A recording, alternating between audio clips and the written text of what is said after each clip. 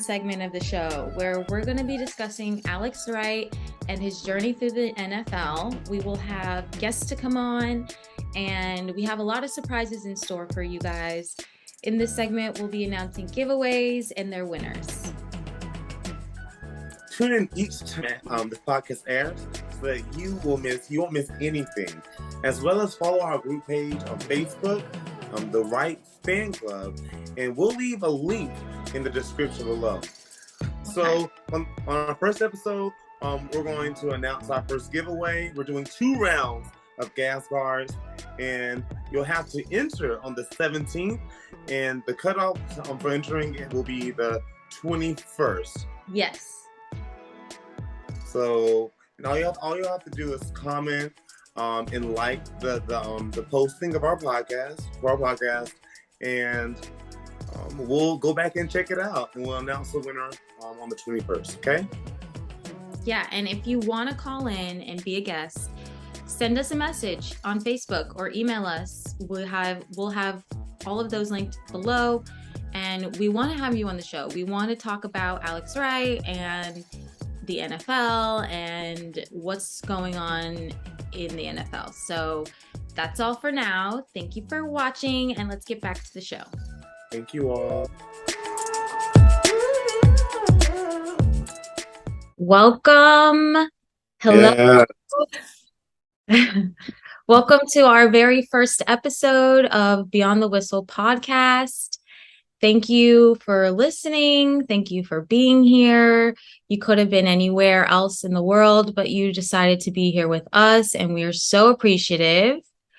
We're so excited. This podcast will be for the football fan who doesn't know that much about football, just like us, but we can still chat about it. We can still talk about it. Each week, we'll talk about football adjacent topics that are interesting and cool. And my name is Hannah. And I am Sydney. And we are Pick Science members, and we're going to be starting this podcast. Today, we have a very, very, very special guest. Her name is Indee Jones. She's my sister. Hi, everybody. Hi. Welcome. We're so excited to have you. You look gorgeous. Oh, thank you. So tell everyone who you are and what you do.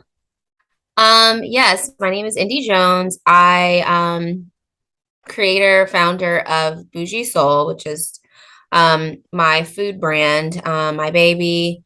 I started about almost 5 years ago now. Started catering, left my corporate job, started catering, cooking, and all the things. Stopped catering. That became like a lot for me. Like catering, I don't know why people think that catering is so cool or try to make it seem like it's so fun. It's not. So I stopped catering. It's a little stressful. Simultaneously, my collard green rolls at that time kind of just took off, and that has been just the spotlight of my company. I use organic, natural, farm to table type of scenario, fresh ingredients,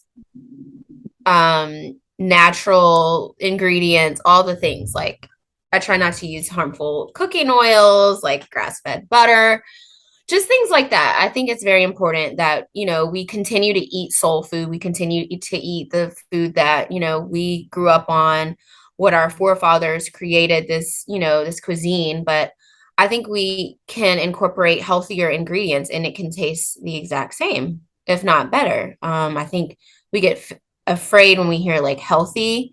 We think that means like it lacks flavor. Yeah. And it doesn't have to. You just have to be very mindful and do research on what kinds of like different ingredients, and usually using fresher ingredients, it helps your food taste a lot better. So yeah, that's a little bit more about Bougie Soul.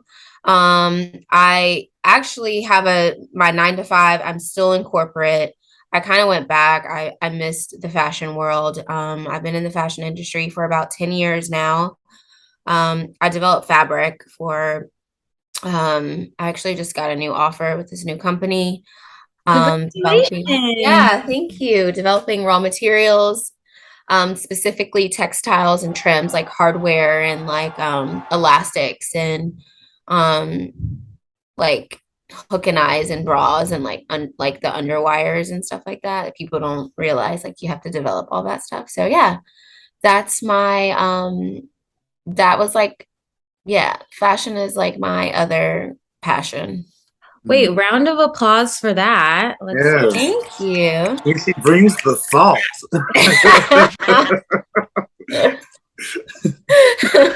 We bring the flavor. Salt Bay. Love it. Love that. Well, thank you so much for being here. I know we're going to have a really good, fun episode today. We're going to talk about fashion. We're going to talk about music a little bit. We're going to talk about how they kind of intertwine. And we're just going to have fun. Like, go from the 70s all the way up to nowadays. So this is going to be a 2-part episode. Okay. So this one will be about the 70s and 80s, and then we're going to move on to the 90s, 2000s, 2010s.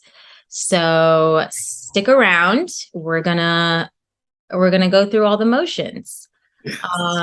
So let's start with some 70s music to get us kind of going. 70s and 80s music. And yeah, let's just vibe out for a minute. I'm down. Yes. This seems like it wasn't that far long ago. It doesn't. It doesn't. We just gotta remember. Oh my goodness. This is like the barbecue, definitely on your barbecue playlist, right? Yeah, this is like family reunion. And this episode will air in September, so it's weird it matches. It takes you back to good times. Yes. It really does. Feel good music. Yeah. My mom likes to prance around the house listening to things like this, like as she mops and wipes the cabinets. Yeah, music for sure. Yes. Everyone was definitely happy during this era too, which is something that I like to think about. We want to come back to that. Hopefully, that's what we're doing here, bringing us back to all that joy. Yes. Having fun again. Yes.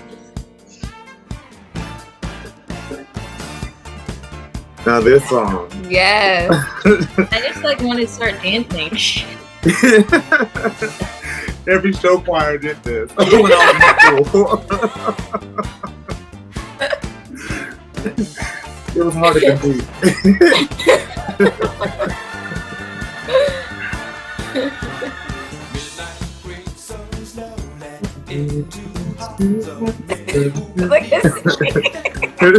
This is my part.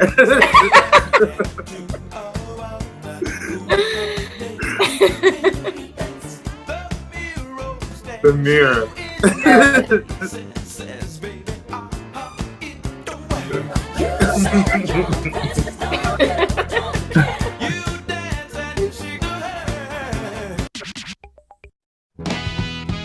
Okay. Oh. How many times has this song been sampled? I know. Oh.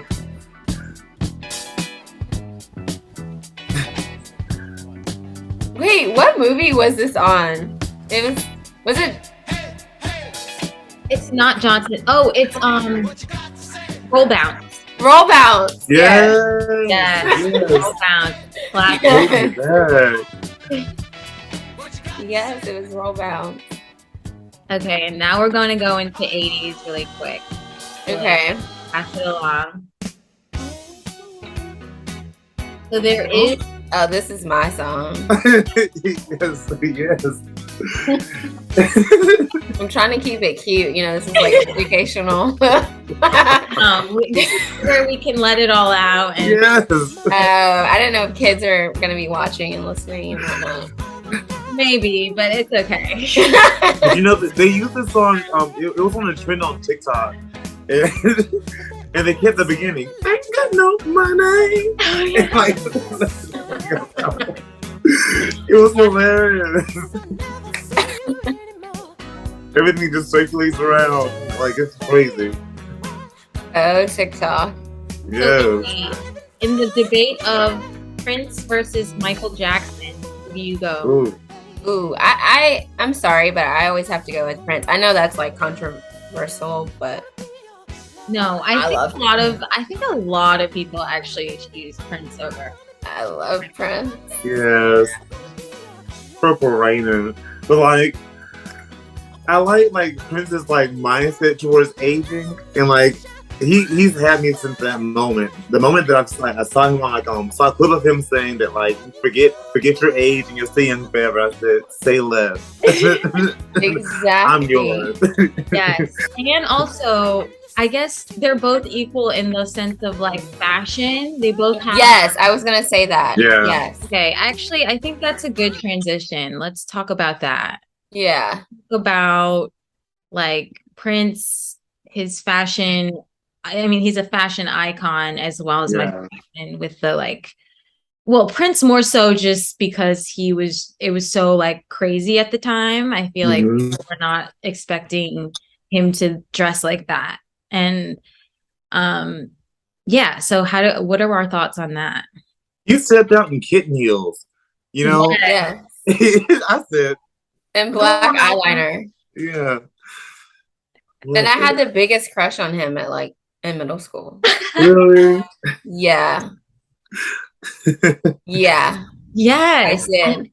I love that. Like, I love how it's just like you just go outside of your comfort zone and you just wear what you want to wear. Like, I just love that.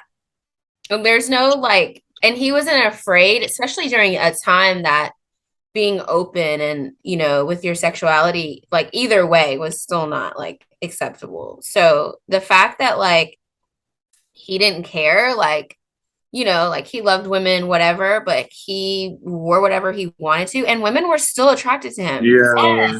Like falling weak to their knees, like screaming, crying. I mean, I definitely would have been that girl for sure. Yes. Had I been like old enough. Blackness air running down your face. Yes, literally. Yeah. The crazy things he wore, like. And I mean, wow, like iconic. Very. I mean, Michael Jackson was, like you said, like equally like a fashion icon. Yeah. Breaking barriers, doing things not many people saw. And then really in the 70s, I think was more of like self-expression. Is like 80s, and so is Michael Jackson, like 80s. But in the 70s, it's like people finally started just like doing what they wanted to do. Right. Make love, not war. Yeah. Not conforming to society's norms and things like that. Exactly. And like, that's the vibe that I truly enjoyed the most with both of them. Just like, you know, just finding a better way to express yourself and then getting that into the minds of other people. Because if they see it, then they're more comfortable coming out to doing themselves. You know, do you. Right. You know, no judgment, just like doing you. Yeah. Like, that was a really good era. My goodness. And you know, people accept it. Like it's so crazy because it's like sometimes we're so afraid to just kind of do it. But people accept it regardless because it looks cool. Like you're cool because you love it and it looks good on you. So, and that was like during like, wasn't there a war going on, or this was post-war as well? So yeah, I think Vietnam. I don't know. Yeah, I think it might have been was it Vietnam? Or is that after? Is that before? I don't know. I think it was a war though. No, there was definitely a war. No, I'm actually like the biggest history geek, but for some reason I'm not remembering what war it is. No, I think it was Vietnam. Yeah, I think it was. Okay. Yeah, Forrest Gump. Do you remember? Yeah. I think that was the same. Yeah, maybe. Whatever war it was, everyone, regardless, like people were just over it. Like, I think it was one of those, yeah, like we were stepping into the era of being expressive, being ourselves. Um, and the bigger picture, like, was, yeah, like we need to be a peaceful, nation, a peaceful world. Not afraid to express love and like humbleness and gratitude. That's There's interesting. So like, what if like the fashion of all of it, like of all of this? So like, what if like we're seeing the times like how we're jumping back into that time of being through like the clothes we're wearing, and then like and now it's all just being revealed again. So like all that stuff is just coming right back at us. I don't know. My mind Yeah. goes there sometimes. Like just everything's going in a circle until like we find some dissolve and everything. Yeah. It's interesting because I think too, like with us being kind of locked down, even loosely now, we kind of are like, I mean, a lot of us are working from home still, like, we don't really have to go out. We're still ordering groceries and stuff. Like we've kind of like adapted this new like life. Mm-hmm. Like the normal part of things is, kind of just we won't go back to that. Yeah. This is our new normal. And I think too, a lot of people have been at home, like shopping online and really putting emphasis on like what makes them feel good. And for a lot of us, it's clothes, it's, accessories, perfume, soaps, like things that just like self-care stuff, whatever that means for you. Yeah. So I think people have enough time to kind of research and figure out like what they like, and kind of when they do go out, being a little bit more bolder than they normally would. At least that's kind of how I've been a little bit. So I think maybe that's something that we've adapted from like the 70's, that era too.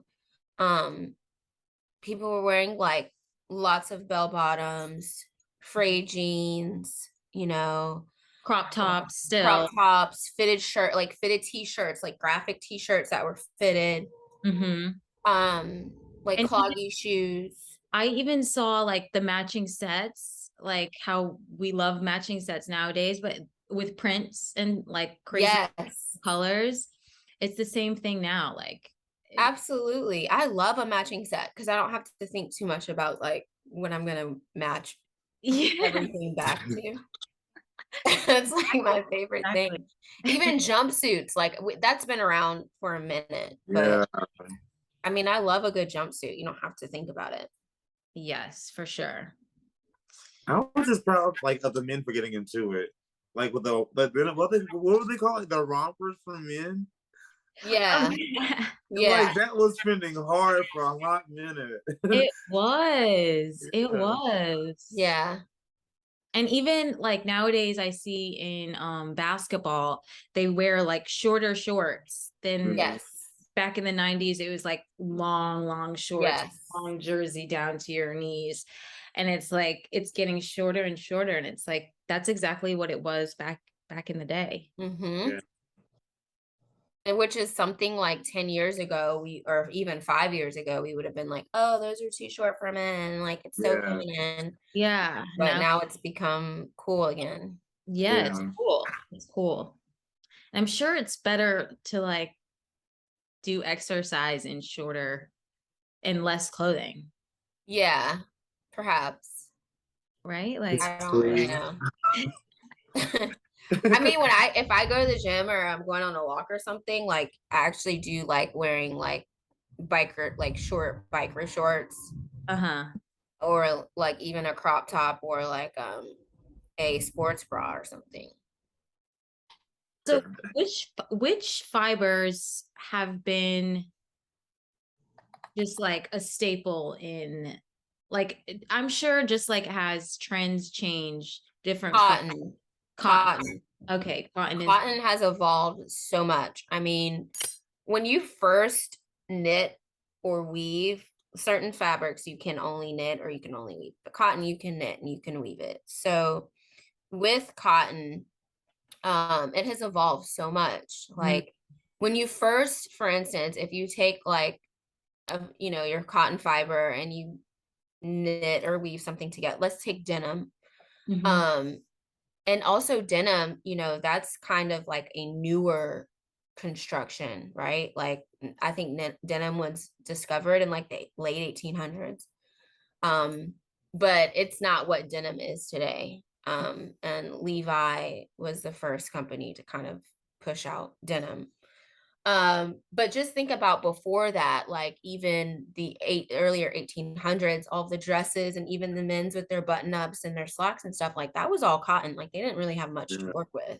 And then you think about cotton now, like there's so many things you can do to cotton to change, like just to change the aesthetic of it. So let's go back to denim, like Levi's or Wrangler.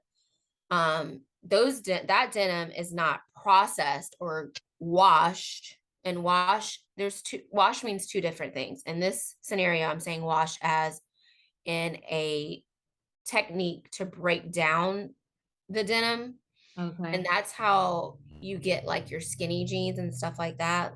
The ones that are a little bit more like flexible, like more spandex. Yeah. Okay. So which these wash techniques take a lot, you've got to pay extra for that because it's more time. You've got water, you've got all these chemicals that you're adding to it, and you're literally adding this to the fabric and you're washing it. And that breaks down the fiber, the cotton, which makes it less rigid. So with like Wrangler and Levi, they don't really go through all of those steps because that customer is generally like a farmer, someone who's going to use their denim, and who's doing like manual work, labor, and their denim needs to withhold. Like it doesn't need to break down, Right. Usually that denim lasts for like decades because it takes a lot to make it fall apart. Wow. So yeah, cotton is like amazing. Like just think about your cotton t-shirts, cotton underwear, all of that. Like that's all cotton. And denim is cotton too for the most part. Unless you're adding spandex, of course. Elastane, same thing. But yeah, like cotton's amazing. And you can blend it with so many different things. It's not really cheap. So I like to say that cotton, the prices fluctuate like gas prices do. It's probably the only fiber that fluctuates like that from like a gasoline standpoint, from an oil standpoint. So it might be, just depending on what the construction is, it could range from like $1.80 per yard to like $10 a yard, depending on what the construction is. But no, cotton is not necessarily cheap. It goes back to my point about polyester. It just depends on how it's being done. The construction. Yeah. Yeah. And like honestly, like at the start of the pandemic, I thought I was a fashion designer. Like I thought I was the hottest mass sewer in Southeast Alabama. I would just stomp in the Hobby Lobby with my cowboy boots, throw my fabric up there, so cut this up for me. And then she told me how much that polyester fabric was. I was like, girl, put that back. I'm not paying for that. Give me something cheap. I'm gonna make a filter. That was like my first run into like you're saying like there's different blends with the fabric. And I was like, what kind of foolishness is this? I'm just trying to protect the public and now I'm gonna rob my pocket. So like, yeah. So like I completely agree. There are better polyesters out there. You just have to want to pay for them. Right. Yeah. And you got to understand like what the construction is and what you're looking for. And then you start adding all these other topical chemicals, like take activewear, for example. Like our workout clothing. If you see on tags, like new stuff, like with Nikes, Lululemon or whatever, it'll say, oh, it doesn't retain moisture. It wicks away moisture, which means like the water or moisture, whatever, is not absorbed through the fabric. It wicks it away. Like it literally rolls off of the fabric. So that keeps you dry. And then you've got which that adds on to your fabric cost. So now you've got a regular fabric, like a poly, which something like that would be a poly nylon blend. and then you're adding that. That's an extra, usually like $1.10 on top of your fabric cost. Oof. And then you're adding another topical finish like antimicrobial or something like that, like, you know, which is great for active because you're sweating. It's Right. Smells. gross. Yeah. Exactly. So you've got another property that's helping get rid of bacteria. So that adds on another like 80 cents. So when you go to Nike and Lulu, and there's all these other things that go into it as well, that makes the price very expensive. And then you're like, man, it's $100 for this legging. Yeah. But hey, that legging, some of my Lululemon leggings I've had for like 5 years, 6, 7 years, and they're in excellent condition. So you paid 100, sometimes 120-ish for a pair of leggings that you don't really have to rebuy. Yeah. So it's worth it. Yeah. If you look and then think about like our athletes, like I'm sure that, you know, the inspiration probably came from that too. Like, hey, if we're including this in athletic wear, what about the everyday person that's going to the gym? Like, why can't they have some of the same features? Yeah. So it really has turned into fashion though, even like with them stepping out, going to the gym to like athletic wear. Yeah. It's turned into like a whole fashion thing. Yeah. Absolutely. Because it's good to like go to the gym, but then that doesn't mean you have to go home and change. Like you can still wear your outfit that you wore to the gym out to get groceries or exactly do throughout the day. It's good for like productivity. Yeah. Do what you got to do. Exactly. That's why I'm like, I've developed mostly fabrics for denim. I've developed all fabrics, wovens, knits. Wovens would be like denim is what are wovens, like button-up shirts are wovens, slacks are wovens, and then knits are sweaters, t-shirts, some slacks, some shorts and stuff like that. Denim is like a whole nother ball game. Like you've got to have like people with denim experience and with a denim background, they're like a different caliber. Like it's a lot, it's too much. And then you've got active developers too. So I've developed fabric for all of these, but it's interesting how like so many techniques at one time used to be only specific for one category. And now we're trying to like make them interchangeable because you liked it over here. So why can't I have that same feature over here? Capitalism. Exactly. You know? Absolutely. Yeah. I think athletes are like the new icons of, you know, it's not, I mean, I feel like athletes for the most part have always been like iconic in certain, you know, like your Michael Jordan, Magic Johnson, like whatever, but on in a bigger way now than ever before, like all of the endorsements that they're able to acquire at this point has really been, you know, sometimes their endorsements might be a lot more than what their contract is, if not the same, which is a game changer, no pun intended, in their career. You don't have to just rely on your contract, but now you've got all these other endorsements from, you know, from other companies that utilize, you know, like your media presence to drive their sales. Yes. Fit checks.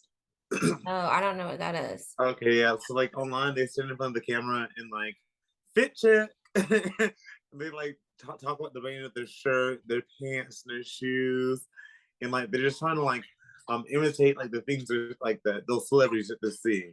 Oh, okay. My bracelets are from this. My shirt is from this. My pants are from this.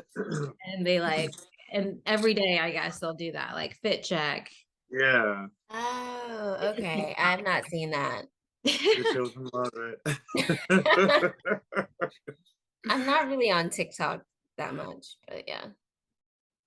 I just like TikTok for the like entertainment. I'm so entertained by TikTok. I could spend it's funny. I follow an account, I forgot the name of it, but it's a New York account, this fashion girl. I think she goes to FIT. Shout out to FIT. I went to FIT.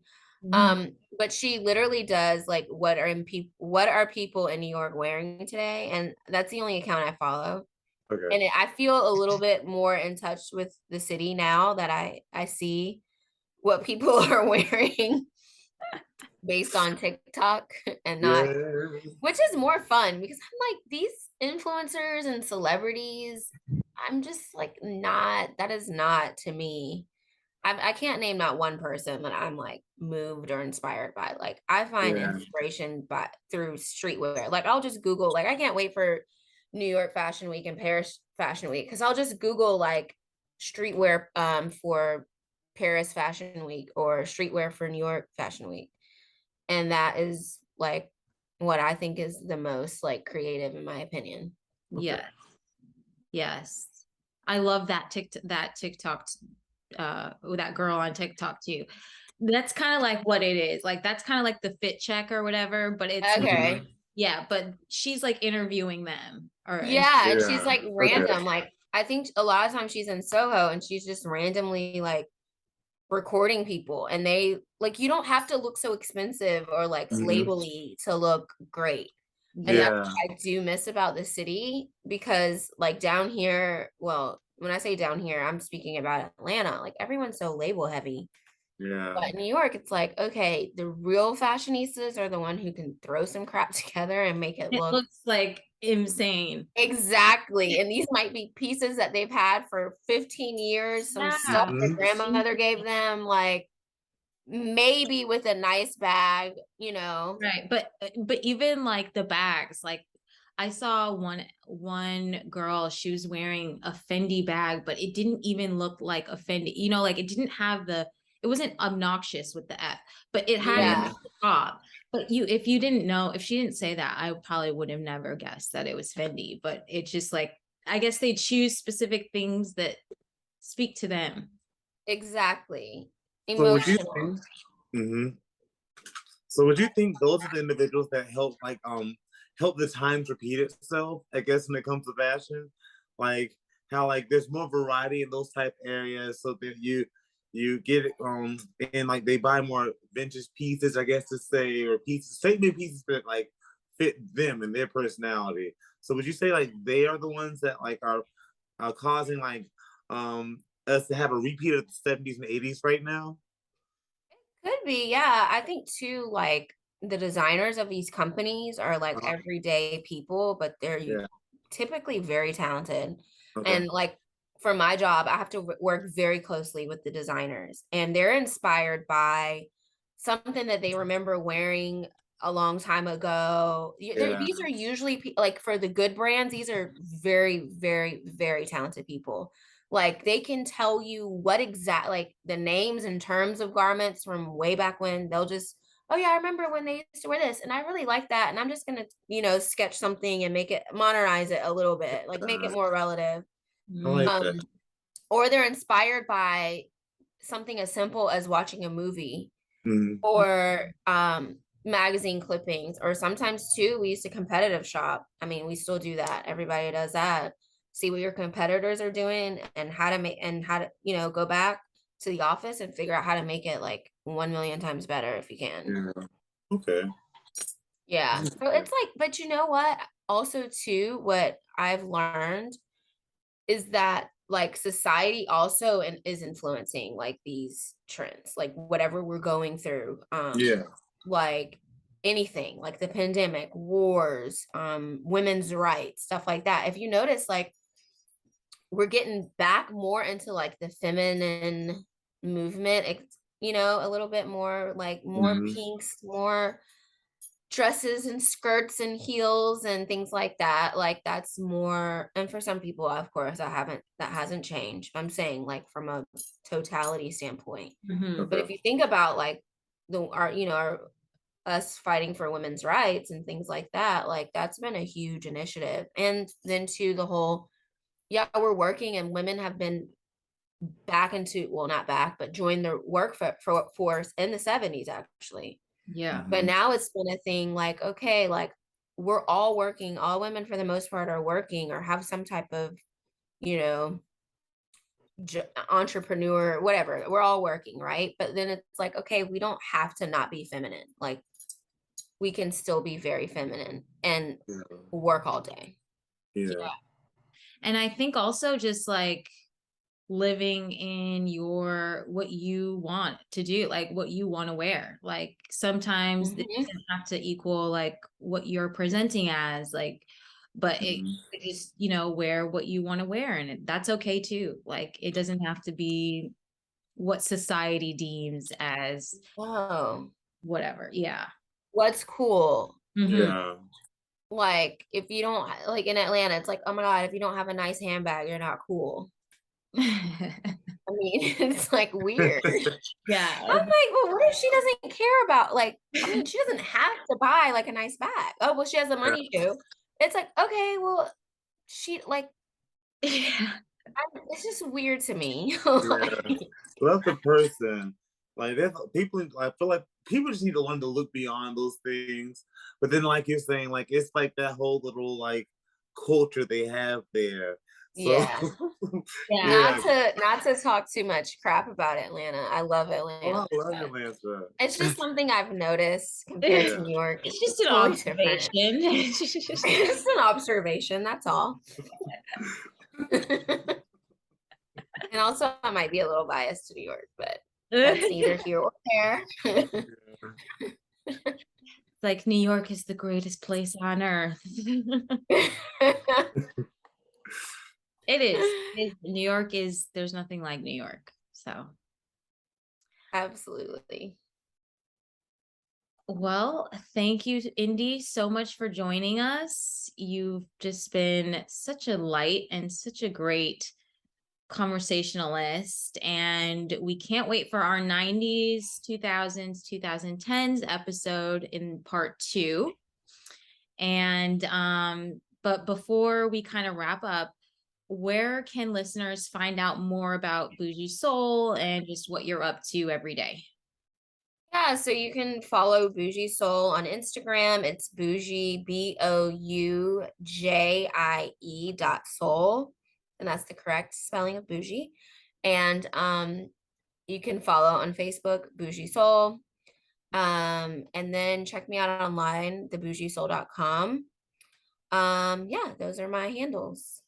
Okay, great. Well, thank you so much.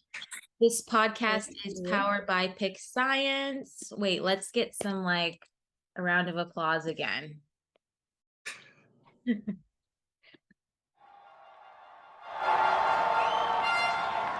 Oh, nice. Is that like a game day? Hooray. Yeah, it's like crowds going wild or something. Oh, okay. I feel like I need like a beer keg now. Maybe in the next episode we could have have some drinks to get us going as well. Oh yeah, we'll just take the labels off. So for like, take the labels off. Well, thank you so much again, and we'll see you soon. Thank you. Yeah, I can't wait for part 2.